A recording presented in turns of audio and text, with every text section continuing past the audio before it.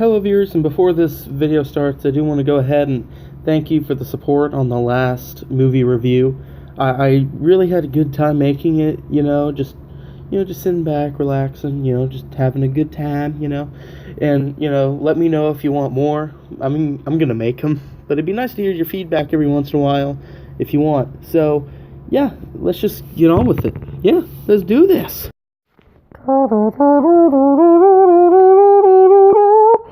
Background movie review. That was a good theme. Hello, viewers. Big Red here, and I'm coming back at you with another movie review. Before it starts, or before I really go in depth and talk about what all's going on, I do want to go ahead and let you know if you notice that there's kind of a difference in the audio. I don't know how much of a difference it'll make, but I'm not in my normal recording room. I'm in Kansas City. I'm in a little bit of a down, relaxing and chilling out right now in my hotel room, and I was like, I haven't uploaded in a while, so might as well do a movie review, because I just saw a pretty, well, I'll give you my thoughts of it in a little bit, but, so yeah, that's why, I've been kind of away from the PlayStation for a while, just because, I don't know, games, I mean, I like playing, but I like making movie reviews better. I like doing reviews, and I like this kind of stuff more. So my channel, you might see a little bit of it turn into a, more of a review, entertainment, kind of a channel. But also let me hear what you guys think. That's just what I think I'm gonna do. I don't know quite yet, but let me know what you think about it. But yeah, so let's get on with the review. So this Thursday, I saw Guardians of the Galaxy Vol.2. It's rated PG-13. I don't know what it's rated PG-13 for, but you can sneak in easily if you're under 13. To be honest, I don't care. But where do I start? All right, let's start with non-spoilers to start with. So, also, before I start the non-spoilers, if you are watching this and you still haven't seen it, I did this with my other review, but if you haven't seen it yet, please go and see it. I don't want to ruin it for you, because this is an amazing movie, and it was, it's something that you need to experience for yourself, and I don't want to ruin it for you, and you go in and it's not as great, and you expect everything, because the trailers don't give it any justice. I mean, the movie is, well, we'll get into that here in a little bit. But if you haven't seen it, I'll try my best to stay away from spoilers for this.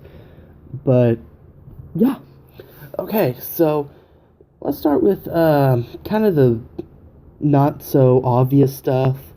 Because I gotta get those views, so you guys will fast forward to the, so you guys don't just watch the beginning and like, oh, this is what happens, boop, and then the exit. So, basically, what do I call this? The computer generation stuff was pretty good for a Marvel movie. Of course, for this one, it largely relied on computer generated images and backgrounds and blue screens and green screens and motion cap. Why the hell did I say motion cap? Okay, ping pong ball suits, it relied heavily on those, but they did very good with what they had. I think that I didn't find many problems in makeup and stuff. Makeup looked alright.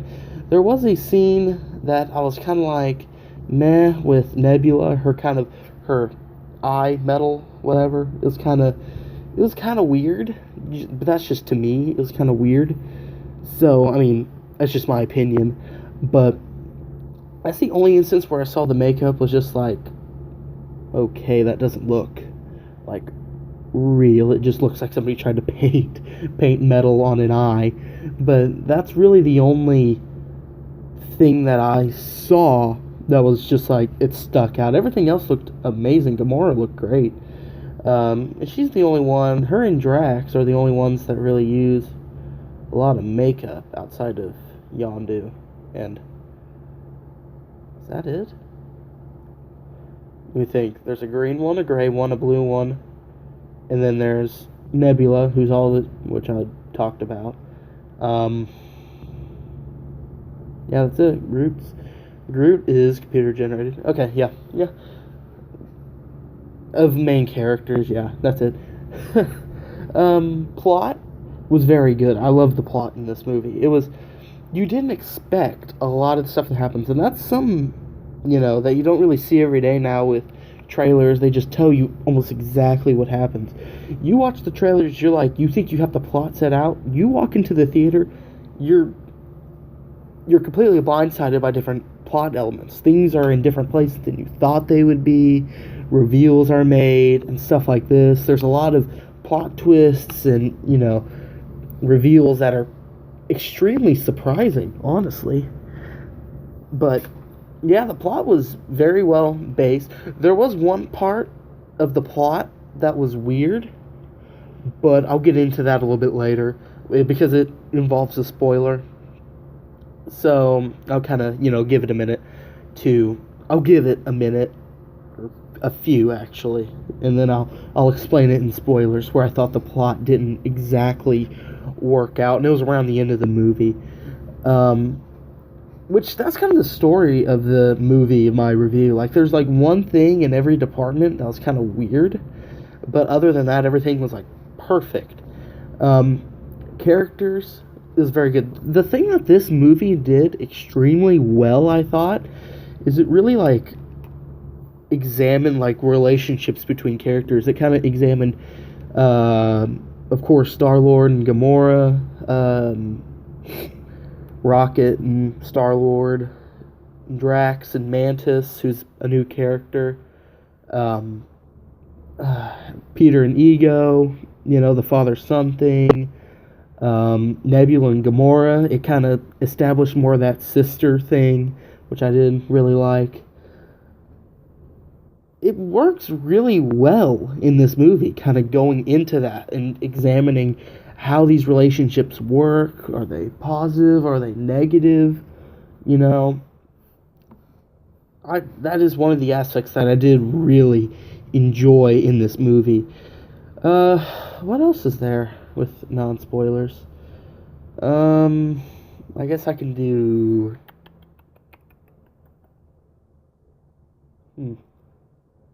I guess I can do acting. I mean, the acting was pretty good. I'm not great with, oh, that's an amazing actor.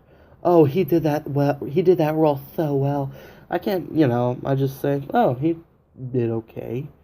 I'm not great at establishing good acting unless it's, oh no, there's a rocket flying toward the Earth. It's gonna destroy the Earth. What are we gonna do? That's like the only thing where I can be like, oh, that's terrible acting. There was some really great acting in this, I guess. I mean, there weren't like a whole lot of problems I had with it. So, yeah, it was pretty good acting. I can't think of much else in the non-spoiler section to say outside of my overall review of the movie. I thought this movie was, I don't want to say the best movie of the year because I'll need to see Logan again. It's definitely better than Doctor Strange. It might be better than Civil War, I think. And that's just me. That's the kind of stuff I like. I like kind of comedic, especially in this Marvel kind of universe. I like Marvel's kind of comedic, and DC is more kind of serious, and I really like that. Where I can go to the DC movies, which are very serious, they're kind of darker, and then I can go see a Marvel movie where it's kind of fun and upbeat. So if you're looking for like a serious movie, this isn't the movie to go to. If you're looking for a good laugh, go to this movie. But it does get to some parts where it is just getting into some nitty-gritty stuff. And the comedy's amazing in this. I mean, I think this is head and shoulders above the first one. This is the first sequel that I think that is better than the original. I enjoy this a lot more than when I went to see the first one. I thought the first one was pretty good. I was like, I'll go see the second one. The second one, I'm way more hyped up for Guardians of the Galaxy 3. I'm way more hyped up for Infinity War. I'm way more hyped up for Thor Ragnarok, because, you know, some of the stuff that you saw in Guardians of the Galaxy strongly resembles some of the stuff I think that we'll see in Thor Ragnarok. But overall, this movie I think is, I don't want to say best movie of the year, best Marvel Studios movie I think we've had in a very long time. I think it's a good second, or tied for, I don't know, because Logan beat out Dark Knight for me, but I don't know if it's better than Dark Knight. I think in comedic movies where there's like a lot of jokes thrown around in this superhero movie, because there's serious superhero movies and then there's funny superhero movies, like The Dark Knight and Logan fall under its own category. Civil War I'd put under comedic, you know. Guardians of the Galaxy is my favorite comedic superhero movie, because there's a lot, you know. So yeah, I thought this was an amazing movie, and if you haven't seen it yet, go see it, because I don't want to spoil it for you. And speaking of spoil, time for my spoiler review. So I'm going to give people 10 seconds to go ahead and leave. And, you know, I'm giving you guys a 10-second, you know, head start, like, oh crap, let me go find a video, or you can just exit out of this, or pause it, or, you know, that voice crack, or pause it, or whatever, to go and, because I don't want to spoil this for you. This is an amazing movie. Go see it. I'll give you 10 seconds now.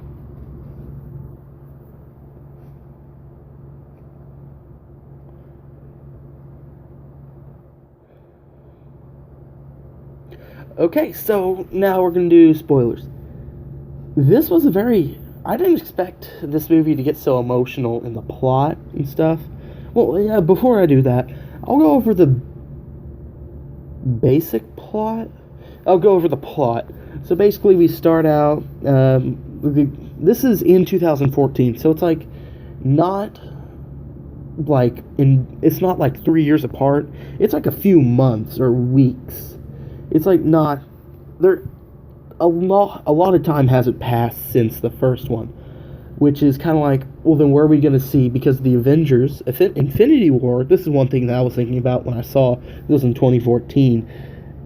I was like, well, if that's where, and Groot growing to baby Groot was kind of interesting, because I was like, oh, it took him 3 years. But now I'm like, whoa, hold on. So if it only took him a few weeks, months even, to grow to baby Groot, how quickly is he going to grow in 3 years, given there's no damage done to him? Like, that's going to be insane how big he's going to be in Infinity War. Well, okay. We'll get to that a little bit. We'll kind of dig in some of that a little bit later, but onward with the plot. And they kind of face that weird interdimensional monster thing.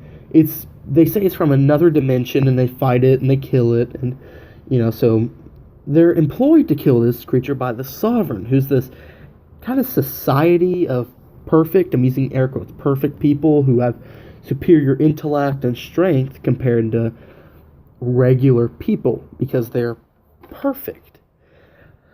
So they, you know, they don't pay them, but they captured Nebula, who tried to steal these batteries that the Guardians were hired to protect from this interdimensional being who wanted the batteries, I guess. I don't know. But they captured Nebula trying to steal these batteries. So they took Nebula as a prize, pretty much. So Rocket, of course, being Rocket, steals the batteries. The Sovereign find out about this, and then they go and try to take down the Milano. That's the name of the Milano, right? I think so. I'm going to call it the Milano. If it's wrong, then I'm screwed. But basically, they get in a space battle. They get shot out of the air, and they land on a planet called Behurt, which is a reference to, I think, an Incredible Hulk comic. I recognized the name of the planet when I saw it. I was like, that's familiar somehow. But they crash land on this planet, where, I don't know if it was, this part was kind of confusing to me. It was like, Ego saved them, I guess, because he was like telling them, or like waving at them to go to this time jump, because like in the movie, there's time jumps, and you go through different time jumps to get to different planets, and they had to go through one time jump to get to a planet, Behurt. And so they went through it, and Ego was like kind of waving him on, and Rocket noticed, and he's like, there's a small man or whatever. It was another one of those, there's a small man waving at us to go to this planet, and he's like trying to explain it, and he's like, and Gamora just goes like, how tall is that person? And he like gives it like, and like that, and it's like an inch. So, and it turns out it's Ego on his ship. And this is one of those things where it's like, I didn't expect this. Mantis was with Ego, and it's kind of explained that Mantis was picked up by Ego because her family was, she was orphaned. I forget if her family was killed or kidnapped or whatever, but he's had her in his, he's had her because she helps him sleep, because he has so much to think about. And Ego kind of reveals that he's Peter's father. Now I'm going to go ahead a little bit into who Ego is. Ego, in the movie, like, if you don't know who Ego is, Ego's the living planet. He's a planet with a face that talks in the comics. In this, he's a planet, but he can make a animate object and can walk, and he acts like a human. And he's a celestial, he says in this, that he's millions and millions of years old, and that he went out amongst and he explains this when he takes Peter, Drax, and Gamora to his planet, Ego's planet. And he explains this like that he created this planet with his mind. He can shape matter, he can create light, and he can create anything his mind wants. And that the problem with this was that he was lonely, and he was alone, so he reached out and he found life on, I assume, Xandar, because there's a little girl that he met, and she had the pink complexion. I was like, that must be a Xandar girl. But anyways, so he kind of goes out amongst the stars. He falls in love with Peter's mom, and they have Peter. And they kind of go into, why didn't you come back, when she died, to take care of me? And his excuse was that he hired Yondu to pick him up and to take him back to Ego, but he didn't. He actually kidnapped him because he was small and he could steal things in small places. Also, while this is going on, while they're on the planet, Gamora's kind of suspicious from the start, really, about Ego, like that he's, like, what if he's not actually Peter's father? What if he's doing something? What if he's trying to lead them into a trap? And so she's kind of suspicious, and while this is going on, like, Drax and Mantis have this funny little dynamic going where they're kind of like, where Drax kind of hates her and she's trying to figure out Drax and stuff. There's an emotional part where Drax is explaining, like, that the planet kind of reminded him of his home planet, and, like, he remembers when he'd take his daughter to the pond or whatever, and she kind of, because she can read emotions, like, when she touches, and she kind of starts sobbing, and Drax is kind of just like, resting bitch face almost. But it is a very dramatic scene, and I really, it was a very emotional scene, and it was kind of cool to see that of Drax, this inner kind of conflict with him, where he acts like this tough guy, but he's not. He's this guy on the inside. He's, like the other Guardians. And while all this is going on Behurt, Rocket, Groot, and Nebula are trying to fix the ship. And the Sovereign hire Yondu and his Ravagers to get the Guardians and take them back to the Sovereign. Also in this movie, I didn't know he was in this. Starhawk is in this, and he's played by Sylvester Stallone, which is really cool. And they kind of made Starhawk kind of different. They made him a Ravager named Stakar, and he's a Ravager. He's like the head Ravager almost, like Yondu answers to him almost. But Yondu and the Ravagers have to go pick up Groot, Nebula, and Rocket. Rocket kind of, surprises them, or, takes a lot of them down, and Yondu eventually catches up to him. Nebula tricks Groot to let her out of her restraints. Because at the time, Yondu's crew was kind of planning a mutiny, because Yondu was going air quote soft because he let Peter go, and he was gonna let Rocket go if he gave them the batteries. So they planned a mutiny, and Taserface kind of became the new captain, which was interesting that they included Taserface as a Ravager and not Taserface, but whatever. So they do this by Nebula breaks out of her restraints, or is let out. She shoots Rocket, and she shoots Yondu in the Mohawk, disabling his arrow, and basically tasing Rocket, making him pass out. So they take Rocket, Groot, and Yondu captive. And while this is going, and so they go back to the ship. Yondu gets his new Mohawk, and Rocket, Groot, and Yondu eventually escape with another Ravager, Kraglin, who's a new character, and he's a new member of the Guardians as well. He's never really talked about. But so they're going off, and they have a feeling that something's up, and so they go to Ego's planet. Nebula, for payment for getting the Guardians to the Sovereign, air quotes, she's like paying them, or the Ravagers are paying her because she helped. She gets a Ravager ship and some money, and she tries to go and kill Gamora. In this fight, and they kind of fight for a while, and they kind of, go into the relationship of them a little bit more, and then they find this pile of bones together, and they're confused because it's a pile of bones on a lifeless planet, because there's supposed to be no life on this planet. And while this is going on, while all this craziness is going on, Ego's kind of explaining to Peter what he's trying to do, and it's his plan. And this is where the movie really starts to shift.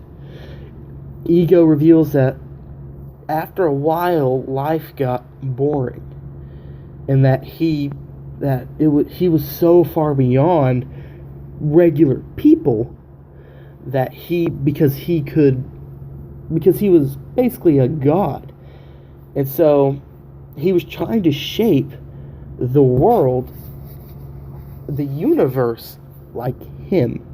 He was trying to make the universe, everything in the universe he wanted to control, because he wanted everything to be advanced. So he planted these plants in the ground that would eventually, once he worked his way, would disperse and would create this planet for him. The only thing he needed was basically a power source, or somebody to help rule. He needed one of his children.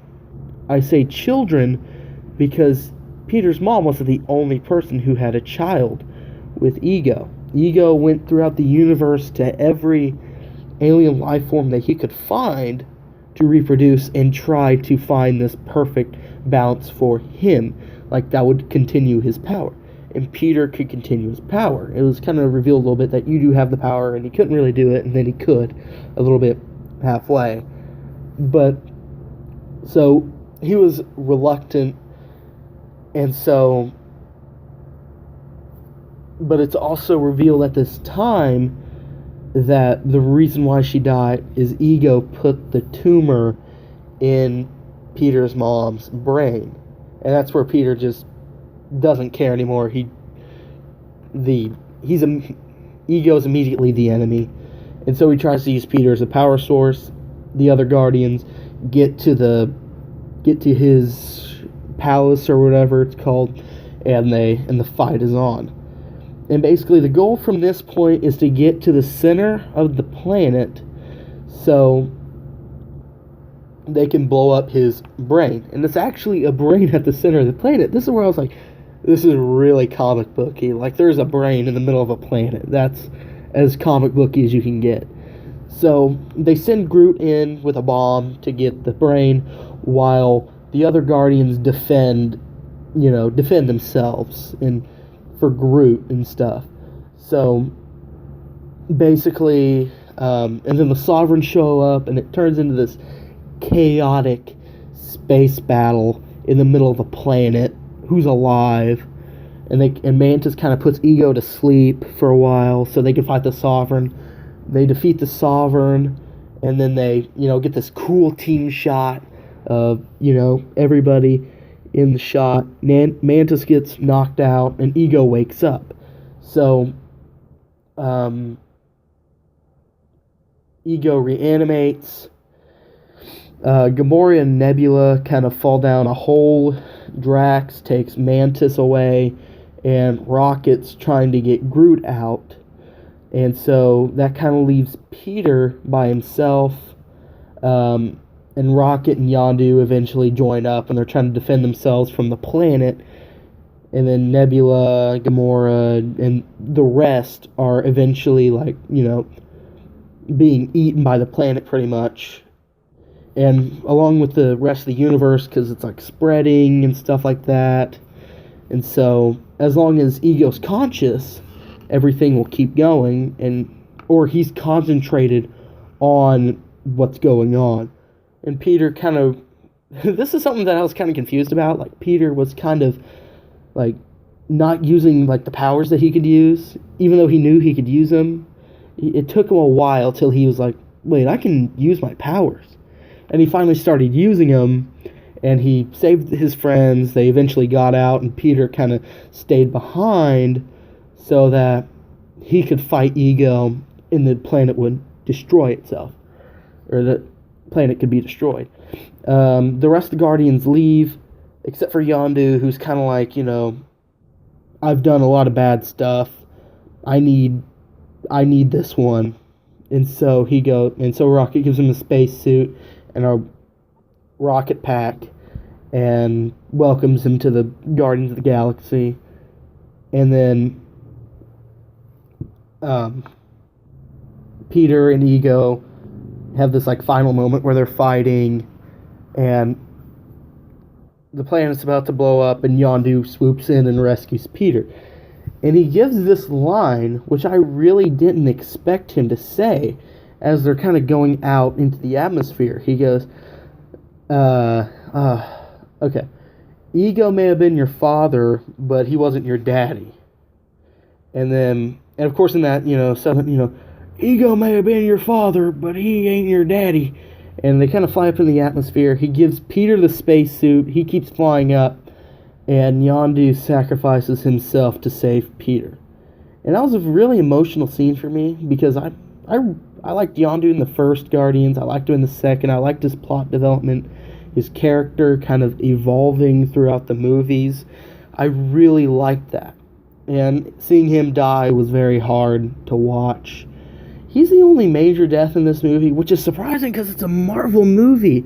That's the part that surprised me. I'm like, this is a Marvel movie, and they just killed one of the major characters in the universe. That's serious. So, and then they had the funeral for him, and the movie kind of ended there with the funeral. A plot point that's kind of weird around that time is Peter and dead Yondu are just floating in space, and the ship is left. Rocket told them to leave, and they're gone. How is he gonna get back on the ship? But he made it back on the ship, and they had a funeral, and the movie ends there. There's no nod at the end of the movie to we're gonna continue doing this. It's just keep doing this. We're just gonna enjoy the funeral. But so that's the movie. We'll go ahead and get into post-credit scenes. There were 5 post-credits, and only 2 of them, I'd say 2. Only 2 of them referred to future movies. the first post-credit scene, we see Kraglin trying to use Yondu's mohawk and his arrow. So we may see him using I forget what the arrow's called. I forget, but the arrow.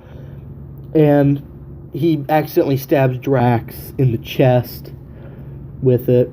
And so he kind of tries to walk away, like slowly back up and run away. And then the second one, we'll go through just kind of pointless ones, just ones that are there for a goof. There was one where we see teenage Groot, in his room, and Peter's kind of getting on to him for having a messy room, and now saying, like, now I know how Yondu felt, and, which I'll get into kind of Yondu a little bit, because I do want to kind of talk about him a little bit, because he was one of the people I most enjoyed in this movie. And then the third one this one was actually kind of cool. And in the middle of the movie, we see the Stan Lee cameo, which is, he's talking to the Watchers. And in the comic book, the Watchers are kind of the people who watch the planets and the universe to make sure everything's kind of in balance and making sure that everything is good. And Stan Lee's kind of reporting to these Watchers. And in the end, we get this kind of goof where the Watchers are his ride home, and he can't go home, and they start to leave because he's boring him with the stories of Earth. And so this kind of confirms a popular fan theory that Stan Lee is Uatu, or Ueto. I forget how it's pronounced in the comics. Uatu, or whatever. Ueto. The Watcher, who is Earth's Watcher, who watches over the things that go on planet Earth. But the two that kind of refer to as future movies, spin-off, something, is we see one where we see Stakar / Starhawk / Stallone, Sylvester Stallone, kind of giving this pep talk to these Ravager kind of leaders, and he's saying Yondu is kind of the reason why, and kind of killing, and Yondu dying kind of brought them together. He said it shouldn't come down to that, we need to get together. And so we see a nice little, because most of the characters in this, I forget all their names, but the characters who were there were actually members of the original Guardians of the Galaxy from 1969. One of them, I just want to bring this up because it's kind of weird. Mainframe is in this team, but that's not the weird part. The weird part is that it's voiced by Miley Cyrus. I don't know if that's going to come up in a later movie, but, because in the comic books it's supposed to be an extension of Tony Stark, but I don't know. I mean, at this point, anything can happen in this universe. And then another one, that could be, a nod to a Ravager spinoff, which I would love, or they'll join the Guardians in Volume 3. I don't know. But the fifth, this was, in order, this was the third post-credits scene, but it was the one that will lead into Volume 3. And it was, I forget her name. Aisha, I think is her name. High Priestess of the Sovereign. She's kind of like, she has to face the Council because they lost 2 full fleets of the Sovereign ships. And she kind of has to come to them saying that we let the Guardians get away anyways with the batteries. So basically she's like, I found a way to get rid of the Guardians for good. And we see this kind of cocoon thing, and I was like, I know who it is. And then she confirms, and she's like, I think I'll call him Adam. And if you don't know who that's referencing, it's a Marvel character, because he's been a villain and he's been a part of the Guardians, but it's Adam Warlock, who's kind of this celestial being, not a celestial like ego, but like from space. He's a being who can kind of alter. I haven't read his comic, but he's a very powerful being, and too powerful pretty much. So it'll be interesting to see where they'll lead up to that, and see where they go with Adam Warlock, if he joins the Guardians, if he's just going to be a villain or whatever. So that's the post-credit scenes, and before the video ends, I want to go ahead and talk about Yondu a little bit. Yondu was very good in this movie. I loved his character development and the way he was throughout the movie towards Peter, towards Peter and Rocket. He kind of mentioned to Rocket that we're the same person. And at the end of the movie, when he's like, I need this one, and he doesn't want to leave Ego, and Rocket's trying to get him to leave, he's like, I need this one. And they kind of have this moment where they're kind of looking at each other, and you can tell Rocket, it kind of clicks for him that he can be a good guy. Because throughout the movie, Rocket had this inner conflict with, he just wants to steal, and he has no idea why, because he doesn't need to steal anymore. So he kind of has this moment, you can see it click, and Yondu, and then you see Peter in the funeral get really emotional, kind of realizing that he was looking for his father, but all along he actually had his dad with him, and his dad is Yondu. And it was a very touching time at the funeral when they burn Yondu, and all these emotionals come up from Peter to the song Father and Son by Cat Stevens. And that was honestly probably my favorite scene in the movie, is the funeral scene. And that's not comedic. There's a pretty funny comedic scene where Rocket's being interrogated, talked to by Taserface. That's pretty funny. But I don't want to, give away any of the jokes, because even if you see the spoilers, you're like, oh, this sounds good. I want to go see it. I don't want to give away most of the jokes, because it is a really funny movie. So, yeah. And Yondu, he's my favorite character. He's dead. Michael Rooker's died in every show, every movie that I've ever seen of him in. So, I'm used to it by now. I should have known. I mean, he dies in everything. But rest in peace, Yondu. Yeah, that's pretty much everything I can think of. Yeah, that's it. Basically, give it a 10 out of 10. Would recommend. IGN, whatever you want to call it. So I hope you guys enjoyed this movie review. If you want some more movie reviews, remember to like, comment, and subscribe. Also, do that for more content. Let me know what you think of gaming or entertainment, or that's kind of why I changed my channel name. I used to be Big Red Gaming, now it's Big Red Entertainment, because I don't know what I'm going to do with this channel. But hey, it's cool either way. So hope you guys enjoy this review, and I will see you all in the next, at least, review. Catch you later.